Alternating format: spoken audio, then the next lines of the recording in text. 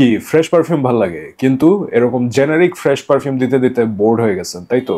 চলেন আজকে এমন একটা ফ্রেশ পারফিউম দেখাই যেটা আমার নাকে অ্যাটলিস্ট সবার থেকে unique. Mancera Cedrat Boise Intense pressurised স্প্রেয়ারের জন্য এটার জুস ডিস্ট্রিবিউশনটা কিন্তু মারাত্মক লেভেলের হয়। 1 2 3 4 5 6 7 8 9 10 11 12 13 14 16 17 18 19 20।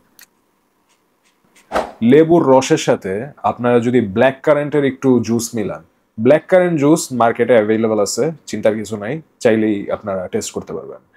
ওইটার সাথে আবার যদি হালকা আপনারা একটু ভ্যানিলা অ্যাড করেন, ভ্যানিলা ক্রিম, তাহলে যেরকম স্মেল আমার কাছে ওই রকম লাগতেছে।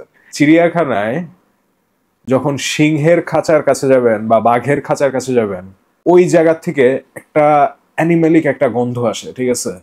হালকা ওই অ্যানিমেলিক গন্ধটা যদি আপনি এই পারফিউমের সাথে মিক্স করেন, তাহলেই ওই রকম ফিল হবে, ঠিক আছে? এটা কি খারাপ? না, এটা খারাপ না, ইটস ম্যানলি অ্যান্ড এটা ভেরি ইউনিক। সবার জন্য এটা জমবে না, ঠিক আছে? বাট যারা আসলেই আর কি একটু ইউনিক বা ডিফারেন্ট স্মেল চায় পারফিউম থেকে, তাদের কাছে এটা মারাত্মক লাগবে। কারণ যেটা দেখা যায় যে ফ্রেশ পারফিউম কিন্তু সবই একই ধাঁচের হয়, আর এইটাই আমার কাছে এমন একটা জিনিস লাগছে যেটা হচ্ছে আপনার একটু ইউনিক, একটু ম্যাচিওর আর একটু ম্যানলি। পারফরমেন্স অ্যান্ড প্রজেকশন মারাত্মক।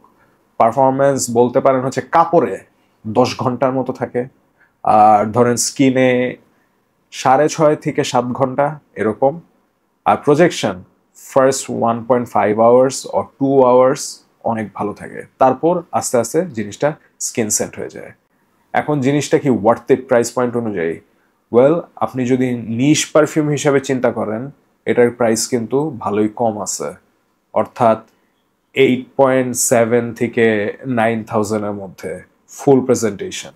এইটা আমাকে পাঠাইছে সেন্ট রিপের মুশফিক ভাই আর গোলাম ভাই।